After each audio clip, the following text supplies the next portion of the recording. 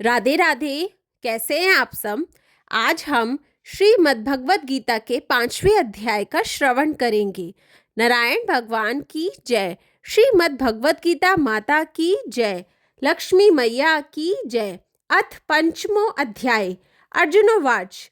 अर्जुन बोले, हे कृष्ण, आप कर्मों के संन्यास की और फिर कर्म योग की प्रशंसा करते हैं, इसलिए इन दोनों में से जो एक मेरे लिए भली भांति निश्चित कल्याणकारक साधन हो उसको कहिए। श्री भगवानोवाच। श्री भगवान बोले, कर्म संन्यास और कर्म योग ये दोनों ही परम कल्याण के करने वाले हैं, परंतु उन दोनों में भी कर्म संन्यास से कर्म योग साधन में सुगम होने से श्रेष्ठ है। हे अर्जुन, जो पुरुष ना किसी से द्वेष करता है ना किसी से आकांक्षा करता है, वह कर्म योगी सदा सन्यासी ही समझने योग्य है, क्योंकि राग द्वेषाशी द्वंद्व से रहित पुरुष सुखपूर्वक संसार बंधन से मुक्त हो जाता है। उपयुक्त संन्यास और कर्म योग को मूर्ख लोग पृथक पृथक फल देने वाले कहते हैं, न कि पंडित जन, क्योंकि दोनों में से एक में भी सम्यक प्रकार से स्थित पुरुष दोनों के फल रूप परमात्मा को प्राप्त होता है। ज्ञान योगियों द्वारा जो परम धाम प्राप्त किया जाता है, कर्म योगियों द्वारा भी वही प्राप्त किया जाता है। इसलिए जो पुरुष ज्ञान योग और कर्म योग को फल रूप में एक देखता है, वही यथार्थ देखता है। परंतु हे अर्जुन, कर्म योग के बिना संन्यास अर्थात मन, इंद्रिय और शरीर द्वारा होने वाले संपूर्ण कर्मों में कर्तापन का त्याग प्राप्त होना कठिन है, और भगवत स्वरूप को मनन करने वाला कर्म योगी पार ब्रह्म परमात्मा को शीघ्र ही प्राप्त होता है, जिसका मन अपने वश में है, जो जितेंद्रिय एवं विशुद्ध अंतःकरण वाला है, और संपूर्ण प्राणियों का आत्म रूप परमात्मा ही जिसका आत्मा है। ऐसा कर्म योगी कर्म करता हुआ भी लिप्त नहीं होता। तत्व को जानने वाला सांख्य योगिक तो देखता हुआ, सुनता हुआ, स्पर्श करता हुआ, सूंघता हुआ, भोजन करता हुआ, गमन करता हुआ, सोता हुआ, श्वास लेता हुआ, बोलता हुआ, त्यागता हुआ, ग्रहण करता हुआ तथा आंखों को खोलता हुआ और मूंदता हुआ भी सब इंद्रियां अपने अपने अर्थ में बरत रही हैं। इस प्रकार समझकर निसंदेह ऐसा माने कि मैं कुछ भी नहीं करता हूँ। जो पुरुष सब कर्मों को परमात्मा में अर्पण करके और आसक्ति को त्याग कर कर्म करता है, वह पुरुष जल से कमल के पत्ते की भांति पाप से लिप्त नहीं होता।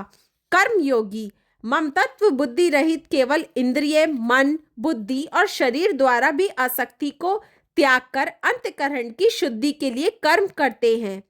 कर्म योगी कर्मों के फल का त्याग करके भगवत प्राप्ति शांति को प्राप्त होता है, और सकाम पुरुष कामना की प्रेरणा से फल में आसक्त होकर बंधता है। अंतःकरण जिसके वश में है, ऐसा सांख्य योग का आचरण करने वाला पुरुष न करता हुआ और न करवाता हुआ भी नव द्वारों वाले शरीर रूप घर में सब कर्मों को मन से त्याग कर आनंद पूर्वक सच्चिदानंद घन परमात्मा के स्वरूप में स्थित रहता है। परमेश्वर मनुष्य के ना तो कर्तापन की, ना कर्मों की, ना कर्म फल के संयोग की ही रचना करते हैं, किंतु स्वभाव ही बरत रहा है। सर्वव्यापी परमेश्वर भी ना किसी के पाप कर्म को और ना किसी के शुभ कर्म को ही ग्रहण करता है, किंतु अज्ञान के द्वारा ज्ञान ढका हुआ है। उसी से सब अज्ञानी मनुष्य मोहित हो रहे हैं, परंतु जिनका वह अज्ञान परमात्मा के तत्व ज्ञान द्वारा नष्ट कर दिया गया है, उनका वह ज्ञान सूर्य के सदृश उस सच्चिदानंद घन परमात्मा को प्रकाशित कर देता है। जिनका मन तद्रुप हो रहा है, जिसकी बुद्धि तद्रुप हो रही है, और सच्चिदानंद घन परमात्मा में ही जिसकी निरंतर एक ही भाव से स्थिति है, ऐसे तत्परायण पुरुष ज्ञान के द्वारा पाप रहित होकर अपुनरावृत्ति को अर्थात परम गति को प्राप्त होते हैं। वह ज्ञानी जन विद्या और विनय युक्त ब्राह्मण में तथा गो, हाथी, कुत्ते और चांडाल में भी समदर्शी ही होते हैं। जिनका मन संभाव में स्थित है, उनके द्वारा इस जीवित अवस्था में भी संपूर्ण संसार जीत लिया गया है, क्योंकि सच्चिदानंद घन परमात्मा निर्दोष और सम है। इससे वह सच्चिदानंद घन परमात्मा में ही स्थित है। जो पुरुष प्रिय को प्राप्त होकर हर्षित नहीं हो और अप्रिय को प्राप्त होकर उद्विग्न ना हो, वह स्थिर बुद्धि संशय रहित ब्रह्मवेता पुरुष सच्चिदानंद घन परमात्मा में एक ही भाव से नित्य स्थित है। बाहर के विषय में आसक्ति रहित अंतःकरण वाला साधक आत्मा में स्थित जो ध्यान जनित सात्विक आनंद है उसको प्राप्त होता है। तदंतर वह सच्चिदानंद घन परमात्मा के ध्यान रूप योग में अभिन्न भाव से स्थित पुरुष अक्षय आनंद का अनुभव करता है, जो यह इंद्रियों तथा विषयों के संयोग से उत्पन्न होने वाले हैं। सब भोग हैं, यद्यपि विषयी पुरुषों को सुख रूप भासते हैं तो भी दुख के ही हेतु है और आदि अंत वाले अर्थात अनित्य हैं। इसलिए हे अर्जुन, बुद्धिमान विवेकी पुरुष उनमें नहीं रमता।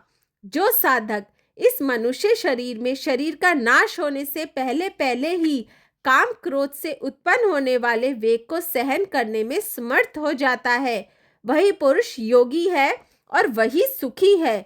जो पुरुष अंतरात्मा में सुख वाला है, आत्मा में ही रमण करने वाला है तथा जो आत्मा में ही ज्ञान वाला है, वह सच्चिदानंद घन परमात्मा के साथ एक ही भाव को प्राप्त सांख्य योगी शांत ब्रह्म को प्राप्त होता है। जिनके सब पाप नष्ट हो गए हैं, जिनके सब संशय ज्ञान के द्वारा निर्वृत्त हो गए हैं, जो संपूर्ण प्राणियों के हित में रत है और जिनका जीता हुआ मन निश्चल भाव से परमात्मा में स्थित है, वे ब्रह्मवेता पुरुष शांत ब्रह्मा को प्राप्त होते हैं। काम क्रोध से रहित जीते हुए चित्त वाले पर ब्रह्म परमात्मा का साक्षात्कार किए हुए ज्ञानी पुरुषों के लिए सब ओर से शांत पार ब्रह्म परमात्मा ही परिपूर्ण है। बाहर के विषय भोगों को ना चिंतन करता हुआ बाहर ही निकालकर और नेत्रों की दृष्टि को भ्रुकुटी के बीच में स्थित करके तथा नासिका में विचरने वाले प्राण और अपान वायु को सम करके जिसकी इंद्रियां मन और बुद्धि जीती हुई हैं, ऐसा जो मोक्ष परायण मुनि इच्छा भय और क्रोध से रहित हो गया है, वह सदा मुक्त ही है। मेरा भक्त मुझको सब यज्ञ और तपों का भोगने वाला, संपूर्ण लोकों के ईश्वरों का भी ईश्वर तथा संपूर्ण भूत प्राणियों का सुहृद अर्थात स्वार्थ रहित दयालु और प्रेमी ऐसा तत्व से जानकर शांति को प्राप्त होता है। ओम तत्सदिति। श्रीमद्भगवद गीता सुपनिषस्तु ब्रह्म विद्यायाम योग शास्त्रे श्री कृष्ण अर्जुन संवादे कर्म संन्यास संयोगो नाम 5वां अध्याय समाप्त। नारायण भगवान की जय। श्रीमद्भगवद गीता माता की जय। आप इस अध्याय के महात्म्य का श्रवण भी कर सकते हैं, जिसका लिंक डिस्क्रिप्शन में अवेलेबल है। और आप कोई और सजेशन भी देना चाहते हैं तो प्लीज़ ज़रूर दीजिएगा और मेरे चैनल को सब्सक्राइब कीजिए, वीडियो को लाइक कीजिए और आगे शेयर भी कीजिए, क्योंकि भागवत सुनने से हमारा कल्याण होता ही है। साथ में अगर हम किसी को और सुनाते हैं या हमारी मदद से कोई और सुनता है तो उसका भी भला होगा। राधे राधे।